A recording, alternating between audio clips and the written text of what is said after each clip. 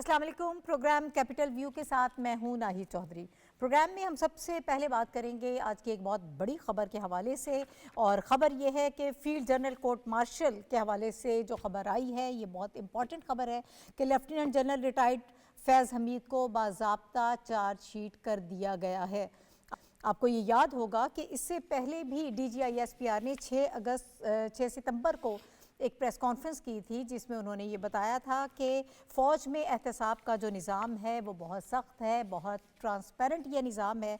अगर कोई फ़ौज में अपने ओहदे को ज़ाती मुफाद के लिए इस्तेमाल करता है या कुछ ऐसी सियासी सरगर्मियों में या उस एजेंडे पर काम करता है तो फिर फ़ौज का जो ख़ुद एहतसाबी का तरीक़ाकार है, जो अमल है, वो उस पर काम किया जाता है और ये ट्रांसपेरेंट है। इसमें चाहे कोई सिपाही हो, चाहे कोई ऑफिसर हो, सब के लिए ये निज़ाम जो है वो यकसा तौर पर काम करता है। तो उसी का नतीजा हमने देखा है। उसके बाद फिर आर्मी चीफ़ ने भी एक और कमांडर हालिया तौर पर जो कॉन्फ्रेंस हुई थी उसमें भी उनका ये कहना था कि फ़ौज में मौजूद कड़े एहतसाबी निज़ाम पर अमल दरामद जो है वो इदारे के इस्तेहकाम के लिए लाजिम है और ऑब्वियसली इस पर अमल दरामद किया जाएगा। इसी के तौर पे हम अगर इसके साथ लिंक करें जो आज की खबर आई है तो चीज़ें अब इस तरह से डेवलप हो रही हैं। जो वादा किया गया था, जो स्टेटमेंट आई थी, बताया गया था, अब उस पर अमल दरामद शुरू हो गया है। ये कितनी बड़ी खबर है, इसके हवाले से प्रोग्राम में गुफ्तगू होगी। और जो ISPR की स्टेटमेंट आई है उसके हवाले से अगर हम बात करें, जो चार्जेस लगाए गए हैं जो इसमें मौजूद हैं वो ये है कि सियासी सरगर्मियों में मुलव्विस होना पाया गया है, ऑफिशियल सीक्रेट एक्ट की खिलाफ वर्जियाँ करते हुए रियासत के तहफ़्फ़ुज़ और मुफाद को नुकसान पहुँचाना, इख्तियारात और सरकारी वसाइल का गलत इस्तेमाल और अफराद को नाजायज़ नुकसान पहुँचाना इसमें शामिल है। ये चार्जेस हैं और इसमें मेरा ख़्याल है इस बात को दोहराने की ज़रूरत नहीं है कि ये सारा अमल जो इस लेवल पर पहुँचा है ये बगैर सबूत के नहीं है। तमाम तर सबूत मौजूद हैं और उसके बाद ही ट्रायल का ये सिलसिला जो है ये शुरू होता है। अब इसका क्या इम्पैक्ट होगा आने वाले दिनों में, इस पर बात करेंगे हम। पॉलिटिकल इम्पैक्ट भी यकीनन बहुत अहम है। ओवरऑल भी देखा जाए फ़ौज का जो निज़ाम है इस वक्त हमें तारीख़ नए मोड़ पर नज़र आ रही है, एक नया रुख हमें नज़र आ रहा है और ये बहुत स्ट्रॉन्ग मैसेजेस है उन ताकतों के लिए। अगर कोई मुस्तक़बिल में भी इस तरह का अमल करना चाहेगा तो उसको एक बहुत बड़ा मैसेज दिया जा रहा है कि फ़ौज जो है, इदारा जो है वो अपने अंदर ख़ुद एहतसाबी का जो अमल उसके अंदर जारी है उसके हवाले से बहुत क्लियर है, बहुत ट्रांसपेरेंट सारा मामला होता है। तो इस किस्म के मामला जो हैं यकीनन ये रुक जाने चाहिए। मेरे साथ जो पैनलिस्ट मौजूद हैं उनका इंट्रोडक्शन मैं आपसे कराती हूँ। हमारे साथ प्रोग्राम में मौजूद हैं रशीद साफ़ी साहब, शनीला मार साहिबा, डॉक्टर फ़ारूक आदिल और ओन शिराजी मुझे ज्वाइन कर रहे हैं। आपका बहुत शुक्रिया हमें प्रोग्राम में ज्वाइन करने के लिए। और साफ़ी साहब मैं आपकी तरफ आऊँगी। बड़ा अहम आज का ये मौजू है, बड़ा अहम मामला है जो ये ख़बर आई है, इसको आप किस तरह से देख रहे हैं? कोई इसमें कॉन्सिक्वेंसेस जो लॉजिकल आगे हमें बढ़ती हुई जिस तरह से चीज़ें नज़र आ रही हैं वो क्या हो सकते हैं? कितना अहम ये मामला है? जो एनालिस्ट हैं, जो मुबसरीन हैं वो करार दे रहे हैं कि ये जो मामला है यकीनन बहुत अहम है और ये टॉप पे इस मामले को आप ये कह सकते हैं कि इस वक्त है टॉप ऑफ द लाइन जो है ये केसेस में शामिल है। आप इसको किस तरह से देख रहे हैं? शुक्रिया नाहिद। एक तो जो मौजूदा अस्करी क़यादत है उन्होंने अपना एक और वादा पूरा करने की तरफ एक बड़ा कदम उठाया है कि जो इदारे के अंदर ख़ुद एहतसाबी का अमल है उसमें बिला इम्तियाज़ कार्रवाइयाँ की जाएगी। तो आज जो चार्जशीट किया गया है जनरल रिटायर्ड फैज़ हमीद को, तो कानूनी इस्तिलाह में हम कह सकते हैं कि ये फ़र्द जुर्म आयद हुई है उस साबिक़ जनरल साहब पे। अब ज़ाहिर है कि अगर वो इस फ़र्द जुर्म को तस्लीम नहीं करेंगे तो उनके पास जिस तरह ISPR के प्रेस रिलीज़ में वजाहत की गई है कि फिर ट्रायल शुरू होगा और ट्रायल में उनको वकील का हक़ हासिल है, अपने दिफा का हक़ हासिल है। लेकिन ये मुकदमा जो है, ये केस जो है, ये ना सिर्फ जनरल रिटायर्ड फैज़ हमीद के हवाले से इनफरादी तौर पर इंतहाई अहम मुकदमा और केस है, बल्कि इसका पाकिस्तान के मजमूई सियासी और अस्करी और सियासी इदारों के बीच में जो ताल्लुकात है उसके मुस्तक़बिल का तयन भी ये मुकदमा करेगा। और ये बात, ये मुकदमा अगर इसका फ़ैसला हो जाता है और जो अमूमन हमें जो अभी तक हमने देखा है कि बहुत तेज़ रफ्तारी से ये मुकदमा आगे बढ़ा है, तो ज़ाहिर है ٹرائل بھی بہت جلد اس کا جو فیلڈ جنرل کورٹ مارشل کا جو ایک سلسلہ ہے اس میں زیادہ طویل مدت وہ کارروائیاں نہیں ہوتی فوجداری عدالتوں کی طرح، تو بہت جلد اس کا تیزی فیصلہ اس میں ہوگی. مجھے تو یہی لگتا جو ماضی کی جو نظیر ہمارے سامنے ہے کہ کورٹ مارشل کی کارروائیاں جو ہے اس میں پھر مہینوں نہیں لگتے، اس میں ہفتوں لگتے ہیں، اور اس کا اگر فیصلہ ہوتا ہے تو یہ جو فوجی افسران ہیں ان کا اور جو ہماری جو سیاست کے سیاسی ادارے ہیں ان کے درمیان تعلقات اور تعلقات کار کے لیے ایک تعین اور ایک رستہ متعین کرے گا، اور آئندہ کوئی بھی فوجی افسر چاہے وہ جس عہدے پہ ہو وہ اپنے عہدے کا ناجائز استعمال نہیں کرے گا۔ اب جنرل فیض حمید کے خلاف جو الزامات کی چارج شیٹ ہے وہ بہت سنگین ہے، اس میں آرمی ایکٹ 1952 کے تحت جو کارروائی ابھی تک عمل میں لائی گئی ہے سیاسی سرگرمیوں میں شمولیت کے بہت سنگین نتائج بھگتنے پڑ سکتے ہیں اگر ٹرائل میں جنرل فیض حمید اپنے خلاف الزامات کو غلط ثابت کرنے میں ناکام رہے اور ان کے وکلاء ان کا دفاع اگر نہیں کر سکے تو آرمی ایکٹ کے دفعہ 55 جو ہے وہ فوجی افسران کو منع کرتا ہے سیاسی سرگرمیوں میں، اس صورت میں ان کی جو رینک ہے اس کی تنزلی شامل ہے، پینشن کی ضبط کی شامل ہے، حتیٰ کہ قید کی سزا بھی ہو سکتی ہے۔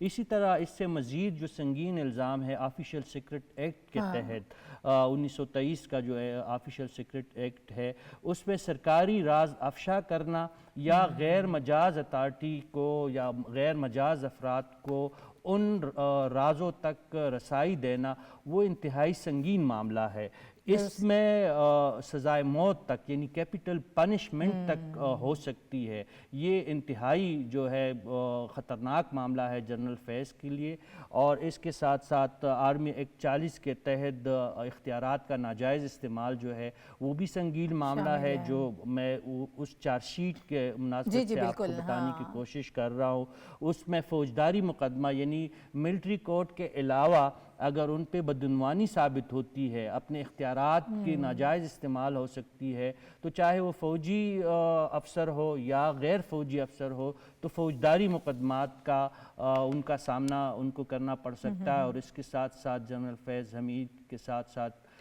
پی ٹی آئی کو بھی یاد رکھنا چاہیے کہ بانی پی ٹی آئی کو بھی سنگین کانسیکوینسز کا سامنا کرنا پڑ سکتا ہے۔ 9 مئی کے واقعات اور ریاست کے خلاف شرنگیزی کے الزامات بھی جنرل ریٹائرڈ فیض حمید پر عائد کیے گئے ہیں، اگر یہ الزامات ثابت ہوتے ہیں تو ظاہر ہے دنیا جانتی ہے کہ 9 مئی کے پیچھے کون سی پارٹی ہے، اور بحیثیت بانی پی ٹی آئی جو اس وقت اڈیالہ میں ایک شخصیت قید ہے وہ ان الزامات سے بری الذمہ نہیں ہو سکتے، اور آئین کا آرٹیکل 17 جو سیاسی جماعتوں کی آزادی کے حوالے سے وہی آرٹیکل اگر آپ ممنوعہ سرگرمیوں میں ملوث پائے گئے، خصوصاً ریاست اور اسٹیٹ کے خلاف کسی سازش میں ملوث پائے گئے، جو ہمیں پریس ریلیز میں نظر آ رہا ہے کہ سازش بھی ہوئی ہے ریاست کے خلاف اور اس میں ایک سیاسی جماعت بھی ملوث پائی گئی، گوچہ ابھی تک پریس ریلیز میں کسی سیاسی جماعت کا حوالہ نہیں ہے، صرف اپنی فوجی افسر کے بارے میں تفصیلات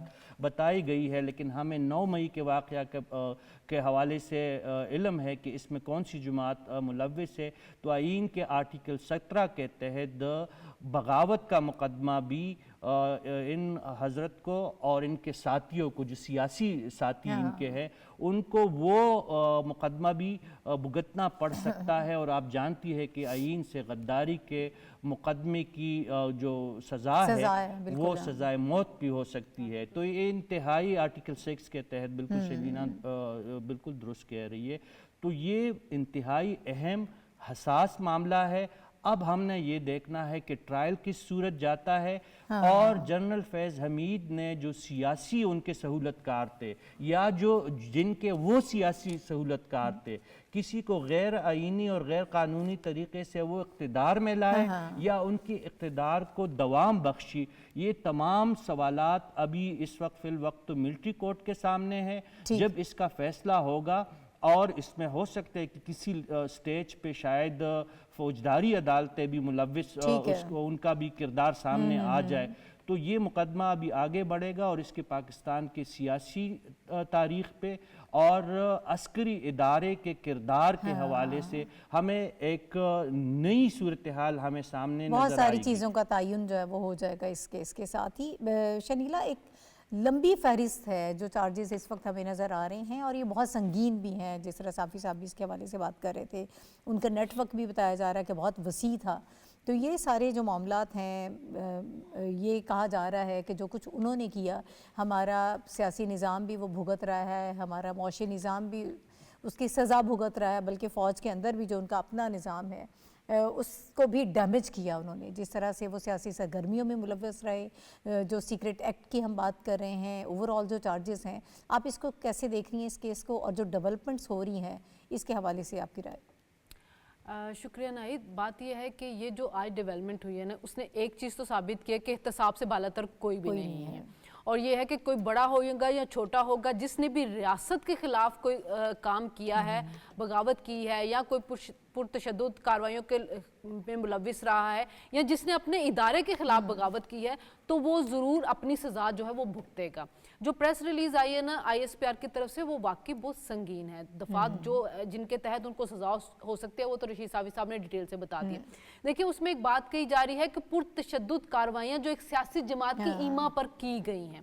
یعنی یہ بہت سنگین چارج ہے کہ آپ نے ایک سیاسی جماعت کے ساتھ اس حد تک ملوث ہو گئے کہ آپ نے ریاست کے خلاف بغاوت کر دی، آپ نے اپنے ادارے کے خلاف بغاوت کر دی. جب ہم کہتے ہیں کہ 9 مئی کا جو واقعہ ہوا تھا، وہ 9 مئی کا واقعہ جو تھا وہ آرمی چیف کے خلاف ایک طرح سے بغاوت کرنے کی کوشش کی گئی تھی فوج کے اندر، وہ بھڑکانے کی کوشش کی گئی تھی. کہا تو یہی جا رہا ہے کہ جو بانی PTI تھے، چونکہ ان کو ریسٹ کر لیا گیا تھا، تو اس کا ریاکشن ہے وہ ایسا نہیں تھا، وہ ایک پوری پلاننگ تھی. پہلے سے جگہ جو تھی وہ آئیڈینٹیفائی کی گئی تھی کہ یہاں پہ جا کے آپ نے اٹیک کرنا، اور وہ سب کی سب عسکری اداروں کے اوپر تھی، عسکری انسٹالیشن تھی جن کو نشانہ بنایا گیا ہے.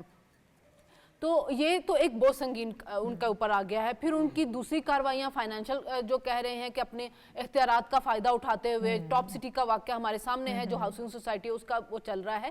یہ وہ چیزیں ہیں دیکھیں جو آگے جا کے ہماری سیاست کا رخ جو ہے نا وہ تعین کریں گے. یہ جو PTI کے کیمپ کے اندر ہمیں ایک بے چینی جانی کیفیت نظر آتی ہے نا، وہ اسی وجہ سے تھی کہ جب سے اگست سے ان کا ٹرائل شروع ہوا تھا تو تب سے ہی وہاں پہ نظر آ رہا تھا کہ یہ فائنل کال ہے، ریاست کے اوپر چڑھائی ہے، اٹیک کر دو، ڈی چوک پہ چلے جاؤ. اور اب آگے جا کے جو کہا جا رہا تھا کہ میں سول نافرمانی کی کال دے دوں گا، میں پاکستانیوں کو کہہ دوں گا ریمیٹنس نہ بھیجے، یہ سب اس ٹرائل کو روکنے کے لیے ہے. دیکھیں جی، اور دوسری بات یہ ہے کہ آرمی کے اندر ایک نا ڈسپلن ادارہ ہوتا ہے.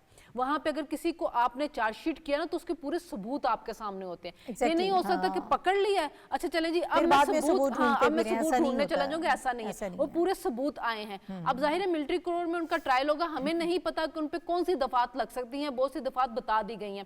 لیکن سامنے اگر دیکھا جائے تو یہ بات تو ثابت ہو گئی کہ ریاست بغاوت کرنے والوں کو، تشدد کی کارروائیاں کرنے والوں کو، ریاستی مفاد کو نقصان پہنچانے والوں کو نہیں چھوڑا جائے گا. اور یہ اگر اپنے ادارے کے اندر سے انہوں نے کارروائی سٹارٹ کی ہے تو پھر وہ جو تمام سیاسی لوگ یا جو دوسرے عہدوں میں بیٹھے ہوئے لوگ ہیں جو اپنی خواہشات کے لیے جو کام کر رہے ہیں ریاست کے مخالف، وہ اب اس کو بھگتیں گے. یہ آنے والے دنوں میں گھیرا جو ہے نا بہت سے لوگوں کے ارد گرد تنگ ہوگا. ہمارے ایک کولیگ جن کا قتل کر دیا گیا تھا، ان کا کیس بھی اوپن ہو رہا ہے. بہت سے تانے بانے اس کے ادھر بھی ملے جا رہے ہیں. تو آنے والے دنوں میں مجھے تو بہت سی ڈیولپمنٹ ہوتی نظر آ رہی ہے جس کی وجہ سے ایک پارٹی اور ان کے جو بانی ہیں ان کو بہت سی مشکلات فیس کرنی پڑیں گے. ٹھیک ہے. اچھا ڈاکٹر صاحب، پاسبل کانسیکوینسز کیا دیکھ رہے ہیں آپ ان ساری ڈیولپمنٹس کے؟ ایک بڑا اسٹرانگ میسج بھی ہے وہ سیاسی عناصر جو ساتھ ان کے رہے ان کے لیے بھی، اور ادارے میں موجود لوگوں کے حوالے سے جس طرح بتایا گیا، چاہے کوئی سپاہی ہو چاہے کوئی آفیسر ہو، اگر کوئی اس قسم کی کارروائیوں میں ملوث پایا جائے گا تو بڑا ٹرانسپیرنٹ قسم کا احتساب جو ہے وہ ہوگا. شکریہ ناہید. امجد اسلام امجد مرحوم کا ایک شعر ہے، دل کے دریا کو کسی روز اتر جانا ہے، اتنا بے سمت نہ چل لوٹ کے گھر جانا ہے. تو کچھ لوگ یہ سمجھتے تھے کہ اگر ہمیں فلاں منصب مل گیا اور فلاں کرسی اور فلاں عہدے پر ہم بیٹھ گئے تو پھر ہم بے تاج بادشاہ ہیں، پھر ہم رونق سکتے ہیں اپنی ریاست کو، پھر ہم ریاست کے باغیوں کے ساتھ بیٹھ کے بوساطت معاہدے کرا سکتے ہیں، ہے نا، جنہوں نے ریاست کو روندا آپ ان کے وکیل بن جائیں، درست. یہ کام ہو سکتے ہیں. پھر آپ ریاست کے ڈیفنس کے لیے ڈیفنس کے اندر بیٹھ کے خطرہ بن جائیں، پھر آپ بادشاہ گر بن جائیں. پھر اگر ریاست میں کچھ چیزیں طے ہو جائیں، الیکشن ہو جائیں، قوم کے نمائندے اپنے منصب پر بیٹھ جائیں تو پھر انہیں آپ ٹاپل کریں. یہ سارے معاملات اور ایک طویل، ابھی صافی صاحب اور شنیدہ نے تفصیل سے بتا دیا کہ کیا کیا ہوا. تو اس کا مطلب یہ ہے کہ یہ سب کسی قاعدے کے تحت، اگر آپ کے پاس کوئی طاقت ہے، اختیار ہے، تو وہ کسی قاعدے کے تحت ہے. بغیر آپ ہتھ چھٹ نہیں ہو گئے کہ جو مرضی کر دیں، کسی ٹاپ سٹی پہ چلے جائیں، آپ لبیک کے دھرنے میں چلے جائیں، آپ کچھ بھی کر لیں، یہ نہیں ہو سکتا. تو یہ جو ادب کی دنیا میں جو کوئی بڑے سے بڑا تنازع ہوتا ہے نا، اس کے بارے میں کوئی بڑی ریسرچ یا بڑی کتاب آتی ہے تو اسے شہ کتاب کہتے ہیں. تو یہ جو آئی ایس پی آر کا آج کا سٹیٹمنٹ ہے، یہ ایک یعنی یوں سمجھے کہ شہ بیانیہ ہے، یہ ایک ٹاپ نیریٹو ہے جس سے یہ طے ہو رہا ہے کہ پاکستان کی ڈیفنس فورسز کا ڈومین کیا ہے اور اس سے وابستہ لوگوں کو کرنا کیا ہے اور کس انداز میں کرنا ہے، اور سیاست سے کیا تعلق ہے ان کا. جیسے آپ 4 میجر ان پہ الزامات ہیں، یعنی اس کی ڈیٹیل میں جائیں تو بہت طویل ہے. سیاسی سرگرمی میں آپ ملوث ہوئے. سیاسی سرگرمی میں ملوث ہونے کا مطلب یہ ہے کہ آپ آئین کی بتائی ہوئی حدود سے نکل گئے، اور اگر آپ آئین کی بتائی ہوئی حدود سے نکل گئے ہیں تو اس کا مطلب یہ ہے کہ آپ پر چارج فریم ہوتا ہے ہائی ٹریزن کا. تو یہ بیسیکلی آج کا جو سٹیٹمنٹ ہے آئی ایس پی آر کا، اس کو ہمیشہ پیش نظر رکھنا چاہیے. پاکستان کی تاریخ میں بھی یہ بنیادی ایک ڈاکومنٹ کے طور پر رہے گا، اور جس کو پاکستان کی سیاست کو سمجھنا ہے، پاکستان کی ریاست کو سمجھنا ہے، اداروں کے درمیان تعلق کو سمجھنا ہے، تو یہ ریفرنس بنے گا یہ آج کا سٹیٹمنٹ. تو اس اعتبار سے یہ اہم ترین سٹیٹمنٹ ہے. اس کو آپ کسی صورت میں نکال نہیں سکتے پاکستان کی تاریخ سے بھی. اور اچھا ایک اور بات یہ طے ہو گئی، وہ یہ طے ہوئی ہے کہ پاکستان کی سیاست وہ کرے گا جسے سیاست کرنے کا حق ہے، اور اس میں مداخلت کرنے کا اگر کسی کو اختیار اور حق نہیں ہے تو وہ یہ نہیں کرے گا، وہ چیزوں کو ڈیریل نہیں کرے گا. اصل میں ہوا کیا ہے، یہ جو جنرل فیض حمید صاحب کا زمانہ ہے، ریٹائرڈ فیض حمید صاحب، ان کا جو زمانہ ہے پٹڑی پر چڑھے ہوئے ملک کو ڈیریل کرنے کا زمانہ ہے. یہ ہے ان پہ چارج. انہوں نے ڈیریل کیا اس ریاست کو. اس میں ظاہر ہے کہ ان کے بہت سارے ساتھی ہوں گے، کوئی سیاست میں ہوں گے، کوئی کسی دوسری جگہ پہ ہوں گے، یہ سارے کے سارے انڈائٹ ہوں گے. ان سب لوگوں کو اس اکاؤنٹیبل ہونا ہے بالآخر. تو آج کا دن پاکستان کی تاریخ میں ایک عبرت کا دن بھی ہے، اور پاکستان کی سیاسی اور قومی زندگی کو ایک پٹڑی پر رکھنے کے لیے ایک لائے عمل کا بھی دن ہے. تو یہ کئی اس کی ایسی ڈائمنشنز ہیں کہ آپ یعنی گنتے چلے جائیں وہ ختم نہیں ہوں گی. ٹھیک ہے. کہا یہ جاتا ہے کہ سیاستدان سیاست کا کام کرے، ڈیفنس والے اپنا کام کریں، وکیل اپنا کام کریں. تو یہ ایک لاہے عمل ہے اس آج کے سٹیٹمنٹ میں کہ قوم کو، قوم کے افراد کو، قوم کے اداروں کو ان کی ذمہ داریاں کیا ہیں، ان کو ذمہ داریاں ادا کیسے کرنی ہے، اور اگر کوئی روگردانی کرے گا تو پھر اس کے ساتھ نمٹنا کیسے ہے. یہ ہر چیز آج اس سٹیٹمنٹ میں واضح کر دی. یہ ایک شہ بیانیہ ہے، یہ ایک شہ کتاب ہے، یہ ایک بنیادی ڈاکومنٹ ہے. ٹھیک ہے. جو دائرہ کار تعین کیا گیا ہے سمجھیں ایک ریمائنڈر ہے کہ یہ دائرہ کاری سے باہر آپ نے نہیں جانا. میں آپ کی طرف آؤں گی. کچھ ہم اس کے سیاسی اثرات کے حوالے سے بھی بات کر رہے ہیں. جو اوورآل چیزیں جس طرح سے ڈیولپ ہو رہی ہیں اور جو سیاسی عناصر اس میں اوبویسلی ان کے ساتھ بتایا یہ جا رہا ہے، ایک بڑا وسیع نیٹ ورک تھا ان کا، ان کے ساتھ شامل تھے، کچھ ایسی شخصیات بھی ان کے ساتھ شامل تھیں اور سیاسی سرگرمیوں میں ملوث ہونا جس قدر سنگین نتائج کا حامل ہے وہ ہمارے سامنے ہے. یہی فیوچر باقی جو سیاسی شخصیات شامل ہیں ان کا بھی ہو سکتا ہے, اسی طرح سے ان کے ساتھ بھی پیش آیا جائے گا. نہیں دیکھیے, پاکستان میں اگر ہم دیکھیں تو تاریخ لکھی جا رہی ہے اور ہم تمام لوگ اس تاریخ کو اس وقت وٹنس کر رہے ہیں. یہ پاکستان میں اس سے پہلے اس انداز میں اگر آپ یہ کہیں کہ تطہیری عمل اداروں کے اندر نہیں ہوا جس انداز میں اس وقت ہو رہا ہے اور ہم واضح طور پہ دیکھ رہے ہیں. اور یہ جو کہتے ہیں نا کہ انصاف وہ جو ہوتا ہوا نظر آئے, اور یہ وہ انصاف ہے جو ہوتا ہوا نظر آ رہا ہے. اب فیض حمید صاحب جب سیکنڈ لیفٹیننٹ بنے تھے تو انہوں نے ایک حلف اٹھایا تھا, اور ہر سیکنڈ لیفٹیننٹ جو ہوتا ہے آرمی آفیسر جب ہوتا ہے تو وہ ایک حلف اٹھاتا ہے, اور اس حلف میں وہ جو ہے وہ خدا کے نام پہ یہ کہتا ہے کہ میں نہ سیاست میں حصہ لوں گا, نہ آئین کے خلاف جاؤں گا, اور اس کے ساتھ ساتھ اپنے ملک کی حفاظت کروں گا. آئین کی حفاظت, اپنے ملک کی حفاظت کروں گا اور آئین کی حفاظت کروں گا. آئین کے خلاف نہیں جاؤں گا تو آئین کی حفاظت کروں گا, اور ملک کے لیے یعنی جان دینے تک کی بات ہوتی ہے. تو فیض حمید صاحب کے اب جو ان کے اپنے ادارے کی جانب سے اور DGISPR کی جانب سے جو پریس ریلیز سامنے آئی اس میں ان تمام چیزوں کی خلاف ورزی بیان کی گئی ہے, اور اس کی کیپٹل پنشمنٹ جو ہے وہ واضح طور پہ نظر آ رہی ہے. اب جو سوال آپ کا ہے کہ دیگر افراد کے لیے کیا, آرمی ایکٹ 1952 بڑا واضح کہتا ہے کہ کوئی بھی ایسا شخص, ایسی جماعت یا ایسا گروہ جو کسی بھی شخص کو اس چیز پہ ابھارے کہ وہ اپنے آرمی ایکٹ کے تحت جو قواعد و ضوابط کے تحت اس نے اپنی جاب کرنی ہے, اپنی پروفیشنل ذمہ داریاں سر انجام دینی ہیں, ان کی خلاف ورزی وہ کرے تو وہ بھی اس میں اتنا ہی قصوروار ہوگا. تو یہ بڑا واضح یہ بتایا جا رہا ہے کہ یہ جو ابھی ایک جماعت کا نام نہیں لیا گیا, لیکن سب کو معلوم ہے کہ 9 مئی میں پاکستان تحریک انصاف ڈائریکٹلی طور پہ ملوث ہے, اور اس کے بانی چیئرمین خود کہہ چکے ہیں کہ جب مجھے گرفتار فلاں ادارے نے کیا تھا تو پھر میرے لوگوں نے احتجاج تو اس ادارے کے خلاف کرنا تھا. تو یعنی یہ کنفیشنل سٹیٹمنٹ بانی چیئرمین تحریک انصاف آلریڈی یہ دے چکے ہیں کہ جی میرے لوگوں نے ادارے کے خلاف احتجاج کیا.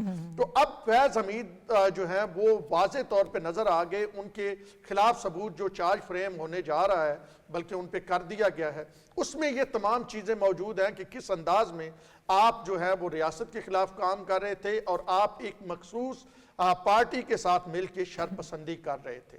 اب جب ڈیٹیلز آئیں گی تو وہ پارٹی کی بھی ڈیٹیلز آ جائیں گی, اس میں بہت ساری ویڈیو ایویڈنس بھی ہے, اس میں آڈیو ریکارڈز بھی ہے, اور اس میں وہ چیزیں بھی ہیں جو مختلف انداز میں جاسوسی کروائی گئی اور الیکٹڈ لوگوں کی جاسوسی کروائی گئی, اور تب کروائی گئی جب یہ فیض حمید اس پوسٹ پہ موجود نہیں تھے, بلکہ وہ اس وقت بھی سرونگ تھے لیکن کہیں اور سرو کر رہے تھے.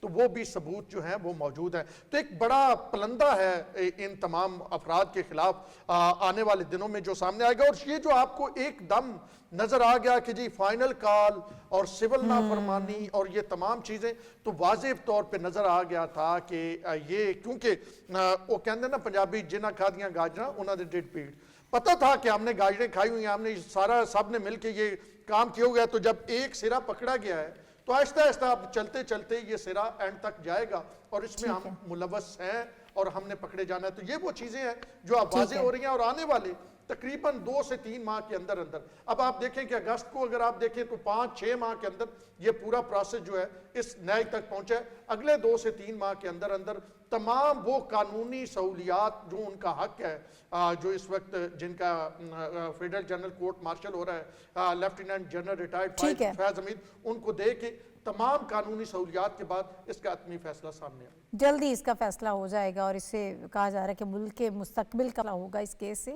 وزیر اعظم صاحب آج جب کیبنٹ میٹنگ ہوئی اس میں انہوں نے جو گفتگو کی بڑے اہم پوائنٹس تھے, اور اسی سے چیزیں جو شر اور فساد کی بات ہو رہی ہے, جس فتنے کی بات ہو رہی ہے کہ جس طرح سے پرتشدد کارروائیاں کی گئیں 9 مئی کے سارے واقعات جس میں جنرل فیض حمید صاحب بھی شامل تھے ریٹائرڈ, تو اسی کے پھر ہم ایونٹس دیکھتے رہے کہ یہ چیزیں ختم نہیں ہوئیں, یہ معاملات بڑھتے رہے. پچھلے دنوں جو واقعہ ہوا اس کے حوالے سے وزیر اعظم صاحب نے بڑے 2 ٹوک الفاظ میں کیٹیگوریکلی انہوں نے کہا کہ ملک کے خلاف اگر کوئی ناپاک سازش ہوگی اور اسلام آباد پر جن لوگوں نے چڑھائی کی ان کو نہیں چھوڑا جائے گا, لیکن اگر کوئی اس میں ملوث نہیں ہوگا اس کو ہاتھ تک نہیں لگایا جائے گا. یعنی یہ سب کے لیے نہیں ہے، وہ لوگ جو واقعی اس میں ملوث ہیں ان کو سزائیں دی جائیں گی۔ معاشی استحکام کے حوالے سے بھی انہوں نے بات کی کہ یہ سیاسی استحکام سے جڑا ہوا ہے، اور پھر سول نافرمانی والی جو اس وقت ایک نیا نعرہ ہم سن رہے ہیں، ایک نیا کارڈ شو کیا جا رہا ہے، اس کے حوالے سے بھی انہوں نے بات کی۔ یہ تمام تر چیزیں جو ہیں اس کے حوالے سے بات کریں گے بھی۔ شام میں جو پھنسے میں ہیں لوگ، ان کے حوالے سے بھی ان کو بریفنگ دی گئی، بتایا گیا۔ بجلی کے حوالے سے بھی کچھ نئے جو پروجیکٹس وغیرہ ہیں اس کے حوالے سے گفتگو ہوئی۔ کابنٹ کا آج کا یہ جو اجلاس ہے اس کی ذرا تھوڑی سی میں چاہوں گی کہ اس میں ہم شیئر کر لیتے ہیں۔ صاحب صاحب میں آپ کی طرف آؤں گی، جو موٹے موٹے نکات ہیں، اہم نکات، ذرا ہمیں تھوڑا سا اس کے حوالے سے بتا دیجیے گا۔ جی ناہید، وفاقی کابینہ کا اجلاس انتہائی اہم اس لحاظ سے رہا کہ شام میں جو صورتحال پیش آئی ہے اس پہ وزیر اعظم صاحب انتہائی تشویش میں مبتلا ہے۔ کل ہم نے ڈسکس کیا تھا مختصراً کہ وزیر اعظم صاحب نے فوری طور پر لبنان کے وزیر اعظم سے رابطہ کیا، جو شام میں پھنسے ہوئے زائرین ہیں ان کی ویزوں کے حوالے سے بات کی گئی، اور اب ہمیں اطلاع آ رہی ہے کوئی 80-85 کے قریب پاکستانی بیروت پہنچ چکے ہیں، اور باقی جو پھنسے ہوئے پاکستانی زائرین ہیں وہ بھی بیروت پہنچ کے، اور وہاں سے اس کے بعد جو ہے بیروت سے ان کو چارٹرڈ طیارے کے ذریعے پاکستان واپس لانے کے انتظامات کیے جائیں گے۔ تو آج وفاقی کابینہ کے ایجنڈے پہ یہ بات سر فہرست رہی۔ وزیر اعظم صاحب درد دل رکھنے والے انسان ہے، اور انہوں نے تمام ایجنڈے کو پس پش ڈالتے ہوئے پہلے جو انسانی ہمدردی کی بنیاد پہ جو شام میں پھنسے ہوئے زائرین ہے اس مسئلے کو اجاگر کیا، اور دوسرا جو اپنے عادت کے مطابق وہ عوام کو ریلیف دینے کے کسی موقع کو ضائع نہیں کرتے، تو سستی بجلی کے حوالے سے کئی فیصلے کیے گئے، اور اس میں بگاس سے بجلی پیدا کرنے کی یعنی غیر روایتی طریقوں کو بھی حکومت بروئے کار لا کے عوام کو ریلیف دینے کی کوشش کر رہی ہے۔ اس طرح اور بھی کئی اہم جو وفاقی سطح کے فیصلے ہیں اس حوالے سے بھی وزیر اعظم نے بات کی، لیکن یہ وفاقی کابینہ کی جو کارروائی تھی اس سے کے بعد جو وزیر اعظم صاحب نے کابینہ کے ارکان کے سامنے جو اپنے خیالات کا اظہار کیا، میری نظر میں وہ انتہائی اہم باتیں وزیر اعظم صاحب کہہ گئے ہیں۔ گوچہ آج یہ پریس ریلیز بھی ایس پی آر کی آئی، لیکن اس سے پہلے وزیر اعظم صاحب بتا چکے تھے کہ 24 نومبر ہو یا 9 مئی ہو، یا جو جس طرح ابھی تازہ اطلاعات یہ آ رہی ہے کہ جوب میں ایک بڑا آپریشن ہوا ہے جس میں فتنۃ الخوارج کے 15 خارجیوں کو وہ مارا گیا ہے، اور اس میں ایک مرتبہ پھر افواج پاکستان نے اپنی جانوں کی قربانی بھی دی ہے۔ تو اس قسم کے معاملات کے حوالے سے وزیر اعظم صاحب نے واضح انداز میں کہا ہے کہ خارجی ہو، چاہے سیاسی عناصر ہو، چاہے دہشت گردانہ سوچ رکھنے والے عناصر ہو، چاہے ریاست کے خلاف ہتھیار اٹھا کے لڑائی لڑنے والے ہو، یا ہمارے صفوں میں چھپے ہوئے سیاسی لبادے میں اڑے ہوئے شدت پسند ہو، ان کو معاف نہیں کیا جائے گا۔ اور میں آخری بات اس میں یہ ایڈ کرنا چاہوں گا ناہید کہ آج جو ایس پی آر کی پریس ریلیز جاری ہوئی ہے اس میں اگر 9 مئی کے واقعات میں جنرل فیض حمید ریٹائرڈ اگر شامل ہوتے ہیں اور ملوث پائے جاتے ہیں اور ان پہ الزامات ثابت ہوتے ہیں، تو اس میں ایک جماعت کے لیے بہت زیادہ پریشانی پیدا ہو سکتی ہے، اور ان کی بانی جو ہے آلریڈی کئی مقدمات میں ملوث ہے، اور یہ پھر آرمی کورٹس سے باہر یہ بات آئے گی، انسدادی دہشت گردی کے دفعات شامل ہوں گے اس میں۔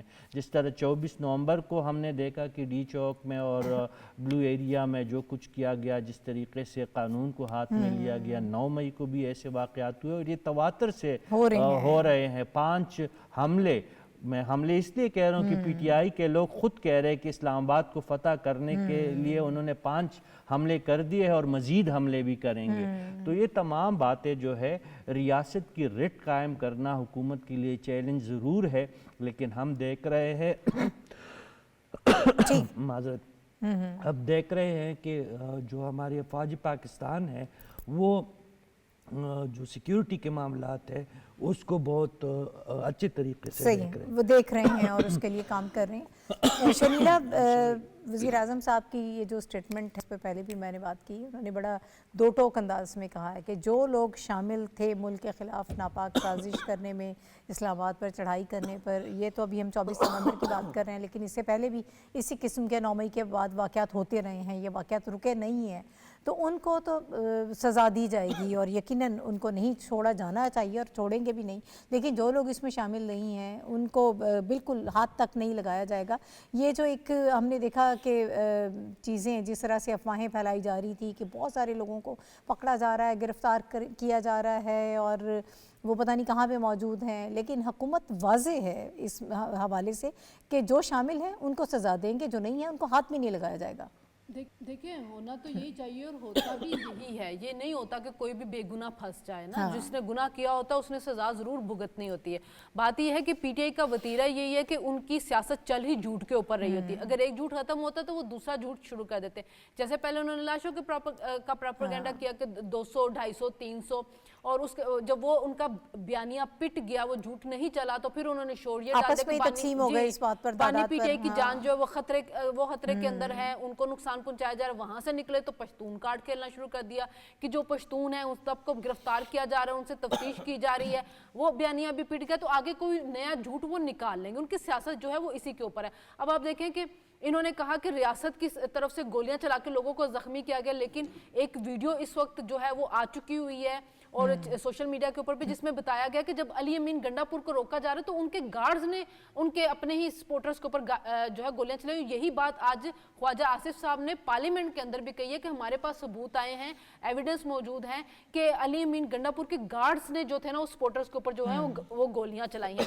تو یہ ان کا کام ہی یہی ہے۔ لیکن دیکھیں ملک میں اگر آپ کے سیاسی استحکام چاہیے، معاشی استحکام، دونوں آپس میں لنکڈ ہیں۔ اگر اس وقت معاشی استحکام آ رہا ہے، جیسے وزیراعظم صاحب نے کہا کہ جو ہماری ترسلات زر بڑھ چکی ہوئی ہیں، اس کے بارے میں سول نافرمانی کی کال جو ہے وہ کہہ رہے ہیں دینا چاہیے، لیکن وہ 29% بڑھ گئی ہیں، وہ بڑھ چکی ہوئی ہیں۔ آپ کی مہنگائی نیچے آ چکی ہوئی ہے، آپ کے انٹرسٹ ریٹ جو ہے وہ نیچے آ چکا ہوا ہے۔ یہ چیزیں ان کو پسند نہیں آ رہی ہیں۔ ماضی میں ہر وزیراعظم کے ساتھ کچھ نہ کچھ ہوتا رہا ہے، سیاستدان جیلوں میں جاتے رہے، لیکن کبھی کسی نے ریاست کے اوپر حملہ نہیں کیا جس طرح سے یہ کیا گیا۔ نہ ہی اداروں کے خلاف بغاوت کی گئی ہے، نہ ہی اداروں کے اوپر اس طرح سے حملے کیے گئے ہیں۔ یہ اپنی سیاست ان کی انتشار و تشدد پہ مبنی ہے، تو ضروری ہے کہ ان کو آنی ہاتھوں سے روکا جائے تو یہ معاملے، تاکہ آگے ہماری جو معاشی سرگرمی ہے وہ بہتر ہو۔ بیلاروس کا صدر یہاں پہ انویسٹمنٹ کرنے آیا ہوا ہے اور ہم اس کو کیا دکھاتے کہ جی ہمارا تو ڈی چوکی محفوظ نہیں ہے، یہ شرپسند یہاں پہ پہنچے ہوئے ہیں، تو یہ ان ایکٹیویٹی کو روکنا بہت زیادہ ضروری ہے۔ ٹھیک ہے۔ اچھا ڈاکٹر صاحب، جب آپ کے اتنے اہم ادارے کی طرف سے جو آج کا فیصلہ ہے، جو ڈیولپمنٹ ہوئی ہے، اس کے کانٹیکس میں اگر دیکھیں، اس قسم کی خبر آتی ہے کہ وہ اپنے لوگوں کو اگر وہ کسی ایسی ایکٹیویٹی میں پائے جاتے ہیں کہ جو پاکستان کا آئین جس کی اجازت نہیں دیتا، ان کا ادارہ اس کی اجازت نہیں دیتا، اس کا احتساب کر رہے ہیں، تو پھر وہ لوگ جو اپنے ملک کے خلاف سازشیں کر رہے ہیں، جو شرپسند عناصر ہیں، تو ریاست نے اپنی رٹ قائم کرنی ہے۔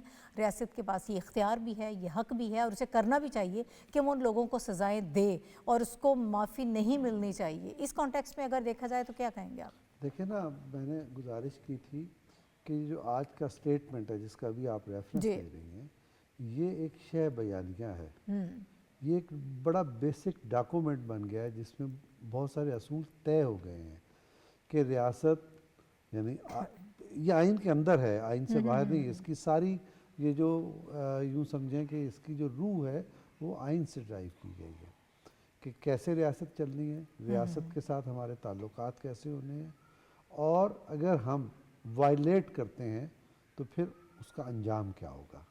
یہ بہت وضاحت سے یہ بات کہہ دی گئی، اور جو اس کا انجام عملاً کیا ہوگا اس کی ڈیٹیل ابھی آن نے بھی بتا دی اور صافی صاحب نے بھی بتائی۔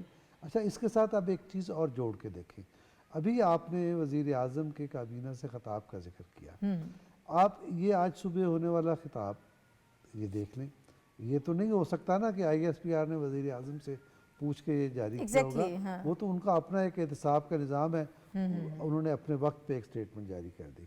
لیکن اس سے پتہ کیا چلتا ہے؟ اس سے پتہ یہ چلتا ہے کہ ریاست کی سمت متعین ہے اور ریاست کی جو ذمہ داران ہیں ان کا رخ ایک طرف ہے، کسی کا منہ اس طرف اور کسی کا منہ اس طرف نہیں ہے، ایک طرف ہے۔ وہ کس طرف ہے؟ استحکام، ریاست کے استحکام کی طرف، سیاسی اور اقتصادی استحکام کی طرف، پاکستان کے عوام کو دکھوں سے نجات دینے اور سہولتیں فراہم کرنے کی طرف، چاہے وہ بجلی کا معاملہ ہو، چاہے شام میں پھنسے ہوئے پاکستانی ہو، چاہے مہنگائی میں کمی ہو، چاہے دہشت گردی کا خاتمہ ہو۔ या रियासत की रिट को कायम करना उन लोगों पर जो रियासत के बागी हों, चाहे वो टेररिस्ट हों, बिल्कुल, चाहे वो हाँ। सियासत के नाम पे टेररिज्म कर रहे हों, और चाहे वो कोई इख्तियार मिलने पर अपने आपे से निकल जाए, वो जो कोई भी हो, उन पर रियासत की रेट कायम होनी है और रियासत यकसू है इस मामले में।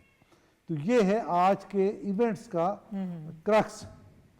तो ये है, इसको पेश नज़र रखना चाहिए, और जिसकी समझ में नहीं आ रहा वो इसको पढ़ ले और इसको समझ ले और उसके नतीजे में नताइज अखज़ कर ले। ठीक है। ऑन मैं आपकी तरफ आऊँगी। ये जो कैबिनेट की हम बात कर रहे हैं, जो सारी एक्टिविटीज़ और जो डिटेल्स, उनके हवाले से एक शरपसंद अनासर और उनके हवाले से वज़ीर-ए-आज़म साहब ने जो स्टेटमेंट दी है, सिविल नाफरमानी के हवाले से भी उन्होंने बात की है। ये इंतहाई नुकसानदेह चीज़ें होती हैं। आप अपने मुल्क के साथ दुश्मनी कर रहे होते हैं अगर इस किस्म की चीज़ें आप करते हैं, और फिर मुआशी इस्तेहकाम आपका जुड़ा हुआ सियासी इस्तेहकाम के साथ। जब तक सियासी इस्तेहकाम नहीं होगा, हुकूमत जितनी भी कोशिशें कर ले, आप नताइज हासिल नहीं कर सकते।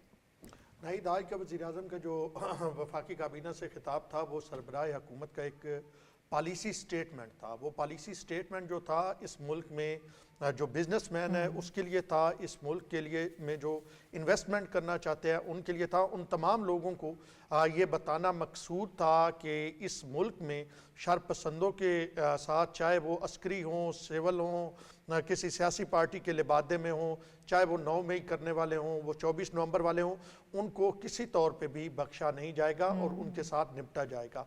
और ये वो एक आप ये कहें कि कॉन्फिडेंस है जो वज़ीर-ए-आज़म इस मुल्क के उन लोगों को देना चाहते हैं जिनके साथ एक उमरानी मुआहदा हुआ है रियासत का और जो है एक फ़र्द का, और जिसके तहत फ़र्द जो है वो रियासत से प्रोटेक्शन मांगता है, अपनी ज़िंदगी मांगता है, और अपना उसके साथ साथ जितने भी फंडामेंटल राइट्स हैं वो रियासत कॉन्स्टिट्यूशन ऑफ पाकिस्तान के तहत उसको गारंटी कर रही है। तो आज वज़ीर-ए-आज़म ने बड़ा वाज़ेह पैगाम दे दिया। ये कहा जा रहा था कि जी बैकडोर बात हो रही है, कोई जो है वो बैकडोर डिप्लोमेसी चल जाएगी। वो एक ये जाहिर किया गया कि हमने तो एक कमेटी बना दी जो सियासी लोगों से भी बात करेगी, जो अस्करी लोगों से भी बात करेगी। तो आज दोनों जो इवेंट हुए हैं, एक जो प्रेस रिलीज आई है जिसे शाह बयानिया कह रहे हैं, शाह बयानिया कह रहे हैं डॉक्टर साहब, और दूसरी जो वज़ीर-ए-आज़म की पॉलिसी स्टेटमेंट आई है, दोनों चीज़ों ने एक मामला तय कर दिया है कि चाहे वो पाकिस्तान की अस्करी इस्टेब्लिशमेंट हो और चाहे वो हुकूमत पाकिस्तान है, एक चीज़ पे सारे वाज़े हैं कि जो वज़ीर-ए-आज़म ने कहा कि इस मुल्क में महंगाई जो है वो 3.5 पे पहुंच गई है, यानी इतनी नीचे आई कि बिल्कुल डिग्रेड होकर 3.5 तक गिर गई है। और उसके साथ साथ इस मुल्क में ज़र मुबादला के ज़खायर बढ़ रहे हैं, इस मुल्क में जो बाहर से जो फॉरेन इन्वेस्टमेंट हो रही है वो बढ़ रही है। तो उसके लिए क्या ज़रूरी है, यही सिपह सालार कहते हैं कि अमन व अमान ज़रूरी है। उन्होंने भी इससे पहले जब भी कहीं उन्होंने बात की तो उन्होंने अमन व अमान की बात की और उन्होंने कहा कि इस मुल्क में हम अमन व अमान लेके आएंगे, और वज़ीर-ए-आज़म भी वही कुछ कह रहे हैं। तो जब अमन व अमान आ जाएगा तो उसके बाद ये जो इन्वेस्टमेंट है, वज़ीर-ए-आज़म ने अज़रबैजान का जिक्र किया, उसके साथ साथ कतर का जिक्र किया, दीगर ममालिक की बात की, दोस्त ममालिक की, जिनके बारे में उन्होंने कहा कि वो बहुत बड़ी इन्वेस्टमेंट पाकिस्तान में करना चाहते हैं। तो आने वाले दिनों में हम वो बड़ी इन्वेस्टमेंट भी देखेंगे। ठीक है, कुछ इसी किस्म के और सियासी मामलात पर ही हम थोड़ी सी बात को आगे बढ़ाना चाहते हैं, इसी बहस को, कि पाकिस्तान तहरीक इंसाफ की जानिब से जो इस वक्त हमें, और ये अक्सर ये ख़बरें आती रहती हैं कि आपस में जो डिवीज़न, मुख्तलिफ ग्रुप्स हमें नज़र आ रहे हैं, अब तो वाज़े तौर पर आपस में तकरार की जा रही है और वो सब चीज़ें मीडिया के सामने हो रही हैं। इमरान खान जो बानी PTI हैं, उनसे मिलने के लिए जब जाते हैं अडियाला में तो उनके अपने ही लोग, उसमें उनकी बहन भी शामिल हैं, उनकी उसमें बीवी भी शामिल हैं और बाकी जो अरकान हैं वो भी शामिल हैं। वो आपस में लड़ झगड़ पड़ते हैं। जो बाहर चीज़ें हो रही हैं वो अपनी जगह पर मौजूद हैं, लेकिन इस तरह से एक दूसरे पर इल्ज़ामात लगाए जा रहे हैं। बहुत सारे फ़ैसले ऐसे हैं जिस पर पूरी पार्टी की क़यादत जो है वो एक सेम पेज पर नहीं है। सिविल नाफरमानी वाला मामला भी ऐसा ही है, उससे पहले भी डी चौक पर आना है, कहाँ जाना है, ये तमाम तर चीज़ें जो हैं वो आपस के एक डिवीज़न की वजह से उनकी तय नहीं पा रही थी। इस पर बात करेंगे। ये सारी जो डिवीज़न है ये हमें इस वक्त बड़े अहम सवालात हैं जिनको जन्म दे रही है कि पार्टी के अंदर हो क्या रहा है। दूसरा, जो सिविल नाफरमानी की बात की जा रही है, ये भी एक बड़ी तशवीशनाक किस्म की बात है और वज़ीर-ए-आज़म साहब ने ख़ुद कहा कि सिविल नाफरमानी की कॉल जो है ये मुल्क दुश्मनी है। अता तारड़ طاہر صاحب جو انفارمیشن منسٹر ہیں انہوں نے بھی آج گفتگو کی اپنی پریس کانفرنس میں. انہوں نے یہ کہا کہ بانی پی ٹی آئی نے جو سول نافرمانی کی تحریک کی جو بات کی جا رہی ہے اس کو خیبر پختونخوا کی کابینہ کے ارکان جو ہیں انہوں نے اس کو مسترد کر دیا ہے, اور یہ پہلی بار ہوا ہے کہ کسی نے سیاسی مفادات کی بجائے اپنی ذاتی مفادات جو ہیں اس کو ترجیح دی ہو. بہرحال ملک میں جو انتشار پھیلانے والے لوگ ہیں ان کا بندوبست کیا جائے گا. شافی صاحب میں آپ کی طرف آؤں گی. جی ناہید دیکھیں, ایک تو یہ سول نافرمانی کے پہلے بات کر لیتے ہیں. جی. کیا یہ سول نافرمانی مہنگائی کے خلاف ہے؟ کیا یہ سول نافرمانی دہشت گردی کے خلاف ہے؟ کیا یہ سول نافرمانی سیاسی انتشار کے خلاف ہے کہ نہیں ایک شخص کی انا پرستی اور ایک شخص کی ذاتی جو ایک اناد ہے اس کے نتیجے میں ہے؟ میرے خیال میں جو آخری نقطہ ہے یہ تمام سول نافرمانی کی بات ہو, 24 نومبر کے احتجاج کی بات ہو, پاکستان رقومات بینک کے ذریعے ہنڈی بھیجوانے کی جو اپیلیں ہے, یہ تمام چیزیں جو ہے وہ پاکستان کے خلاف ہے, وہ پاکستان کے عوام کے خلاف ہے. اس کی پذیرائی نہ پہلے حاصل ہو سکی تھی ان حلقوں کو, نہ اب ان کو یہ پذیرائی حاصل ہو سکتی ہے. جہاں تک پارٹی کے اندر یعنی پاکستان تحریک انصاف کے اندر جو ٹوٹ پوٹ کا عمل ہے وہ فطری بات ہے. جب آپ کی تنظیم نہ ہو, جب آپ کا ایجنڈا نہ ہو, جب آپ کے سامنے کوئی منشور نہ ہو اور صرف ایک شخص اور ان کے خاندان کے چند لوگوں کے ارد گرد اگر آپ کی سیاسی پالیسی یا طواف کرتی رہیں گی تو اس کا انجام یہی ہوگا. آج کل خیبر پختونخوا میں بشرا بی بی مقیم ہے اور انہوں نے وہاں بھی اپنے لیے ایک فرا گجر ڈھونڈ لی ہے. مشال یوسف زئی کی میں بات کر رہا ہوں. وہ خاتون جو ہے وہ سی ایم کے خلاف ہے, سی ایم ان کے خلاف ہے, پھر بشرا بی بی کا سی ایم کے ساتھ انبن ہے, سی ایم صاحب جو ہے اپنی کابینہ سے نالا ہے. یہ تمام لوگ جو ہے پھر عمران خان کے کچھ فیصلوں کے خلاف ہے. عمران خان صاحب ان سے ناخوش ہے کہ میں جیل میں کیوں ہوں. یہ گور خان صاحب اپنا راگ الاپ رہے ہیں.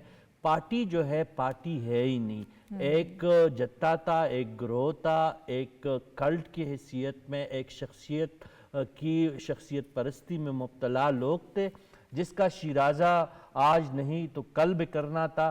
میرے خیال میں اب یہ جو مزید جو سختیاں ان پہ آ رہی ہے سیاسی طور پر, ہمیں کوئی شوق نہیں ہے, نہ ہم یہ کہہ رہے ہیں کہ ان پہ کوئی مزید سختیاں لاگو ہو, لیکن جیسی کرنی ویسی برنی ہے.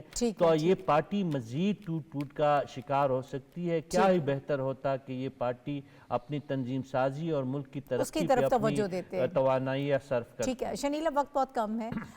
یہ جو ڈویژن اور جو تقسیم نظر آ رہی ہے یہ پارٹی کے مستقبل پر بڑے اہم سوالات ہیں جن کو یہ جنم دے رہی ہے کہ آگے کیا ہونے جا رہا ہے پارٹی میں. دیکھیں وہ تو سامنے نظر آ رہا ہے کہ پارٹی میں کیا ہونے جا رہا ہے. ہر بندے نے اپنی ایک 1.5 اینٹ کی مسجد بنائی ہوئی ہے. ہر بندہ جو اپنے آپ کو لیڈر سمجھ رہا ہوتا ہے. ہمیں 26 نومبر کو نظر آ گیا کہ کوئی کہہ رہا تھا کہ نہیں جی وہ بانی پی ٹی آئی نے کہا سنگجانی پہ چلے جائے, بشرا بی بی نے کہا نہیں جی ڈی چوک چلے جائے. اب بشرا بی بی کہہ رہی ہے کہ میں تو وہاں سے بھاگی نہیں تھی, میں تو وہیں پہ بیٹھی ہوئی تھی. گنڈا پور جو ہے اس نے کوئی کہہ رہا کہ گنڈا پور صاحب ان کو اغوا کر کے لے کے چلے گئے ہیں. پھر عمران صاحب جو ہیں وہ کچھ اور بیانیاں بنا رہے تھے. ان کی بہن لیما خان باہر آتی ہے, وہ آگے کہتے کہ بشرا بی بی کو تو کہا ہی نہیں گیا تھا کہ آپ اس کو لیڈ کریں. بشرا بی بی جو ہے وہ کنٹرول ہی نہیں کر سکی اس کو, بشرا بی بی کو کوئی اختیار ہی نہیں. تو جب پارٹی کے اندر اتنے زیادہ لیڈر بنے ہوں گے تو ان کی نہ کوئی سمت ہوتی ہے نہ وہ پارٹی رہتی ہے. یہ چند مفاد پرستوں کا ٹولہ ہے جو اکٹھا ہوا ہے اپنے مفاد کے لیے, اور کچھ نہیں ہے. ٹھیک ہے ڈاکٹر صاحب آپ کی کیا رائے سر, اور سول نافرمانی کے حوالے سے بھی میں چاہوں گی. اچھا دیکھیں یہ جو ہے نا ایک محاورہ ہے, لو آپ اپنے دام میں صیاد آ گیا. تو یہ کیسے صیاد اپنے دام میں آیا ہے؟ بانی پی ٹی آئی اپنی ذات کے اسیر ہیں, اپنے سوا انہیں کچھ دکھائی نہیں دیتا, لہٰذا انہوں نے پارٹی کے اندر اپنی ذات کے علاوہ کچھ اور پنپنے نہیں دیا. لہٰذا مفادات کی جنگ ان کے جیل میں جانے کے بعد اور ان کا سیاسی مستقبل تاریک ہونے کے بعد شدید ہو گئی. اور چونکہ کوئی ڈسپلن نہیں ہے, کوئی نظم و ضبط نہیں ہے, سارا مفادات کا کھیل ہے, تو یہ جو ایک دوسرے پہ الزامات آ رہے ہیں اور جو ایک دوسرے کو برا بھلا کہا جا رہا ہے اس کا سبب یہ ہے. اور اسی طرح سے بالآخر اس طرح کی جو گروہ ہیں وہ ڈسمینٹل ہو جاتے ہیں, چاہے 54 سال لگے ہیں. جیسے بشار الاسد کے لیگیسی ختم ہو گئی 54 سال کے بعد, ایک آدمی کے گرد پورا نظام گھوم رہا تھا, اب کہاں ہے وہ نظام. یہی صورتحال یہاں ہے. اب آ گئے آپ کی جو سول نافرمانی. सिविल नाफरमानी एक ब्लैक मेलिंग थी, और ये भी राइटली कहा गया शायद शाफी साहब ने। अच्छा सर, अगर मुझे इजाजत है, वक्त बिल्कुल खत्म हो गया, और जरा इस पे वन लाइनर दे दीजिएगा सिविल नाफरमानी की जो बस मैं ये मेरी जो पाकिस्तान तहरीक इंसाफ के MNA से बात हुई है, मेरी जो तहरीक इंसाफ के सेनेटर वज़रा सूबाई वज़रा से KPK के जो हैं उनसे बात हुई है, वो वाज़े तौर पे ये कह रहे हैं कि हम इसके हक में नहीं हैं, और बानी चेयरमैन से जो अगली मुलाकात होगी उसमें हम अपने लीडरों को कह चुके हैं कि उन्हें इस बात से लेके आएँ कि ये सिविल नाफरमानी के हवाले से जो उन्होंने कॉल दिया वो वापस ली जाए। ठीक है, बहुत शुक्रिया चारों पैनलिस्ट जो मेरे साथ मौजूद थे प्रोग्राम में, और बड़े मौजूद थे जिस पर हम बात कर रहे थे। प्रोग्राम का वक्त खत्म हो गया, कल इंशाल्लाह दोबारा आपसे मुलाकात होगी। इजाज़त दीजिए, अल्लाह हाफ़िज़।